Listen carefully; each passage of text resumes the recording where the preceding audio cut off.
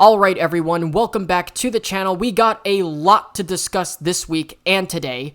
Now obviously, the vast majority of you guys watching this are from the United States. So we kind of sort of do have a little bit of a shared experience when talking about certain domestic issues and whatnot. Obviously, we are just so close to the presidential election. So close, in fact. The general election has essentially already started. The DNC and RNC were already held. Again, I got a separate video planned about the shenanigans that took place during the DNC with people burning flags and whatnot. There's also a bunch of other planned ideas that I have on there.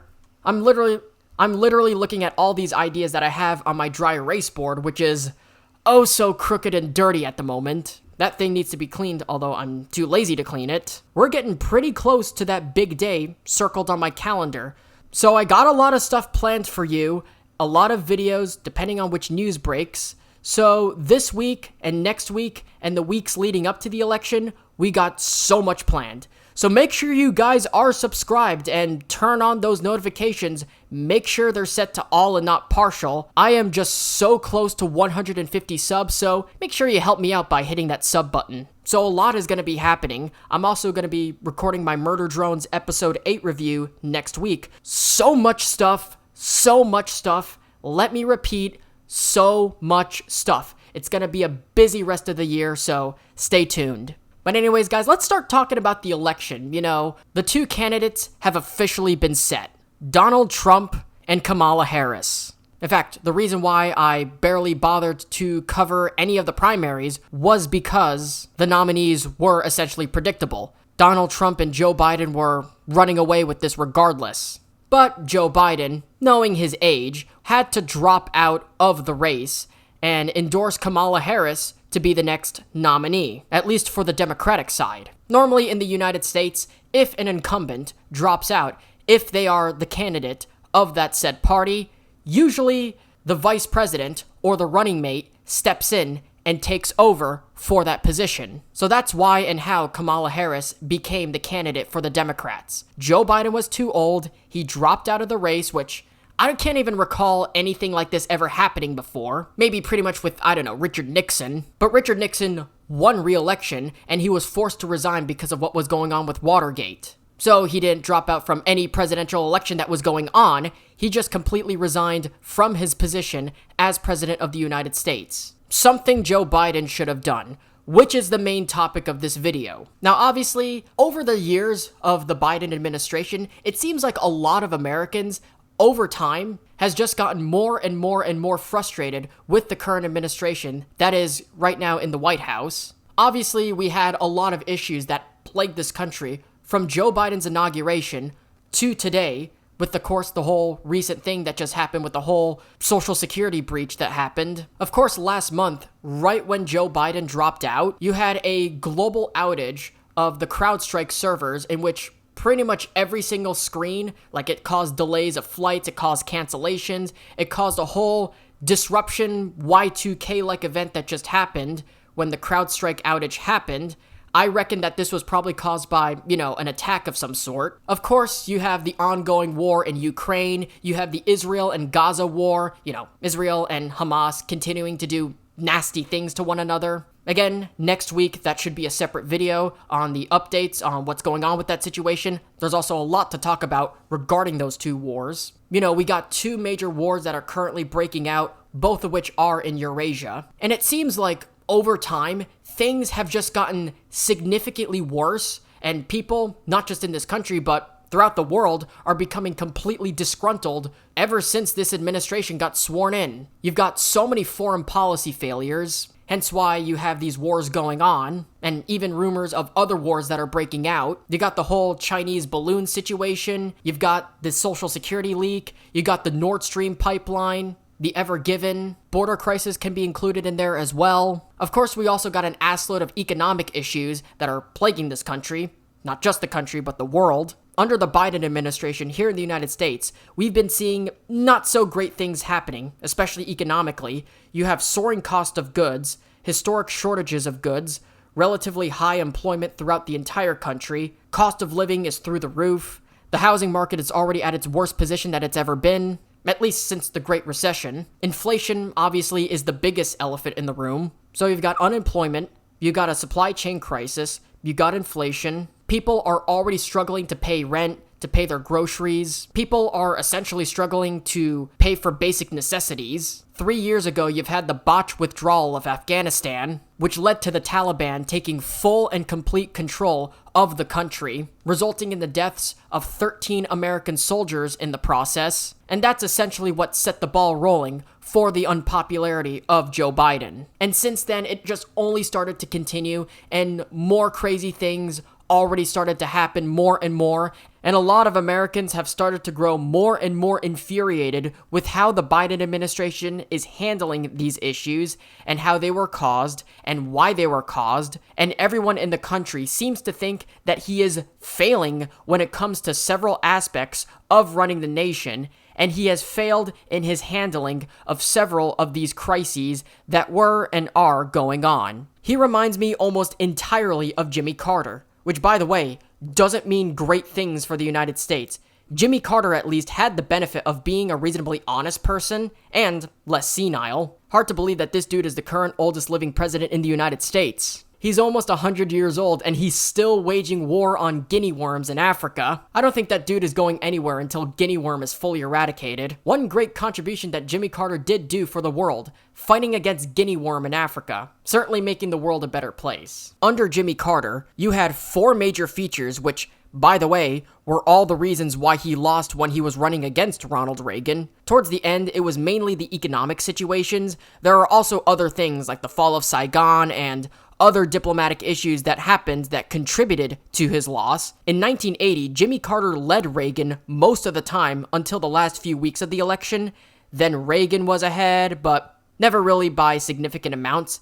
And of course, on the day of the election, he completely wiped Carter off the face of the earth, and the rest is history, where we had the 80s and neon lights and Miami Vice, Michael Jackson and Lamborghini Countaches, and all the good shit in the world that we had in the 80s, and in all honesty, we should have back. Although, to be fair, with the fast-growing popularity of synthwave, vaporwave, funk, and other aesthetic genres, I think we're getting close. Anyway, under Jimmy Carter, you had a lot of problems that happened throughout his administration, contributing to his inevitable loss. Number 1, you had runaway inflation, the never-ending printing of funny money, and the prices of goods rising, attended with that, of course. Number 2, fuel and supply chain issues, the oil shocks of the 70s. You also had other shortages happening at the same time. In the 70s, the world was literally running out of everything, and Jimmy Carter was president when this was happening. Number 3, you had environmental issues, especially domestic. In the US, if you don't remember, there's literally stories of lakes literally catching on fire in the US. Of course, obviously, we had that situation that happened in East Palestine that is close to devastating a lot of wild reserves and our water supply. Towns in Mississippi and Alabama are currently having water issues, and Flint is still Flint. Substandard drinking water was also an issue in the 70s. And number 4, this is especially true after what we're seeing in Ukraine, the Middle East, the Nord Stream pipeline, with the balloon situation, and with the whole Y2K situation that we had, and the Social Security leak on top of that, diplomatic problems. We saw that happen with Afghanistan and the Taliban taking control of the entire country and seizing Kabul. Of course, the war on Ukraine has been going on for over 2 years now. There was nothing really major happening between Israel and Palestine for a very long time until the October 7th attack, which is what started the ongoing continuous fighting that we are seeing right now. And then domestically, you had the Colonial Pipeline hack. Last month, we had the CrowdStrike outage, which led to various delays and cancellations of multiple flights, completely disrupting the nation. And on top of that, the whole US population had their social security numbers leaked by hackers. So these are all diplomatic issues that are going on both foreign and domestically. So you had these diplomatic issues going on because Jimmy Carter was seen as weak. And so people began to take advantage of that and abuse the United States and get away with pretty much fucking anything. Meanwhile, when Reagan first got elected, there was a reason why the Iranian hostage crisis ended on day 1 when Ronald Reagan got in. because people perceived him as stronger or at the door batshit in some cases. And those people were like, well, he's going to nuke us if we don't release these hostages, and we're obviously not going to get paid. Reagan, believe it or not, had a lot of these countries in check. It wasn't like, people can get away with pretty much anything and they can do whatever they want. No, Reagan was a tough ass. The one president who at least was able to keep countries like Israel in check. There was even an arms embargo put in place between 1981 and 1984, and the Reagan administration even had numerous attempts to stop Israel from sieging Beirut, as well as to curb whatever shenanigans were going on between Israel and Palestine. Reagan was heavily involved in the Middle East in the early 80s. But what we're seeing right now, with these two major wars breaking out, as well as all the domestic issues that we're seeing, this would be akin to the sort of diplomatic problems that we had under Carter. What I see with East Palestine, the CrowdStrike outage, which I think was a deliberate attack of some sort, and the social security breach that we just had, is his unwillingness to address and or answer the status of any of these issues. Like, I don't think he has ever visited East Palestine just yet, at least as of recording. And whether the CrowdStrike outage was in fact a deliberate cyber attack of some sort. I think the answer to the question without actually answering it, which is, yes, this was an attack, and with the social security breach, that happened a while back, nothing was done about it, the government knew or was even involved with the fact that these two breaches did happen, and because they freaked out and they didn't know what to do, their cybersecurity is clueless, now they're covering their ass. We probably won't find out anything about these for a very long time. The Biden administration is a failure in domestic and foreign policy, on economics, on the border, on quite literally pretty much everything. He's already failed. Most Americans are already starting to admit it. Even the legacy media are starting to admit it, hence why he dropped out. But what you're still not going to see, and what you haven't seen throughout this entire administration, is any diligent investigation of those failures. You're seeing it from the media, even as if they are now starting to turn their backs on him more and more. They are a bunch of goddamn bobbleheads. The ones who are at the very least willing to half-assedly ask rigorous questions are usually shut down by Karine Jean-Pierre, and nobody in the quote-unquote journalistic community are even willing to call them out on this. Again, even right now, there's no attempt to report on these things. Why do you think that Steven Crowder has been getting shit-canned and blackballed more and more as of late because of these hit pieces? Why do you think that The Guardian keeps unleashing these half-ass hit pieces on Odyssey? And you have Salon attacking Rumble as well. And this happens all the time with other independent commentators like Optimus, Styx Hexenhammer, Tim Pool, Mudahar, Keemstar, and myself, because we're all out competing these fuckers. They're not actually talking about the news. This sort of screen won't be said, even like on Fox News. Not even Fox has been covering any of Biden's misfortunes over the years. Yeah, you'll get like Tucker Carlson will have his 15-minute of rage every weeknight on Fox, and other than that, even Fox doesn't really investigate the situation. Why do you think Tucker is no longer on there? In some of these legacy media outlets, there's just no attempt to actually hold Biden accountable for any of the shitty things he's doing, or that he has done. Even the election mafia is admitting it. From the beginning of 2022 up until right now, we've been getting multiple polls year after year after year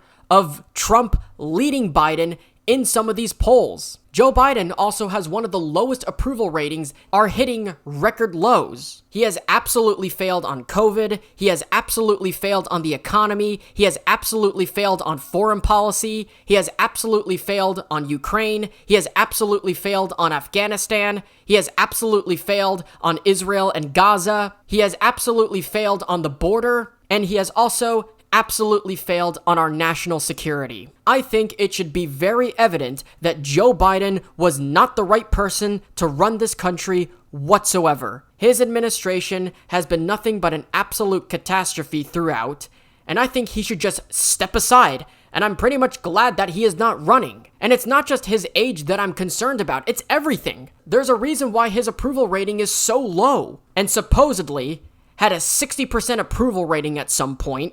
And he is the right guy moving forward. And he was the right choice back in 2020. I'm sorry, I don't buy it. And if I'm being honest with you guys, I don't buy that Kamala is the right person to lead this country either. because she's part of the administration too. Look at her time when she was the border czar. I don't think there was any time, at least that I can think of, where she actually visited the border and saw what was going on there. Remember that one time that there was like literally people on horses with whips, whipping people for no reason? The overflow of people, potentially numbers of people that are the equivalent of the population of Belgium coming in every day? That's unstable. There was this one time where she went to Guatemala and Honduras just to go up and tell people, don't come. She was even heckled by the people of that country. It's just been a mess. It has just been nothing but a complete mess. And a lot of people are just completely disillusioned about it. I am. I just needed to get this one out. I just want to live in an economy where I don't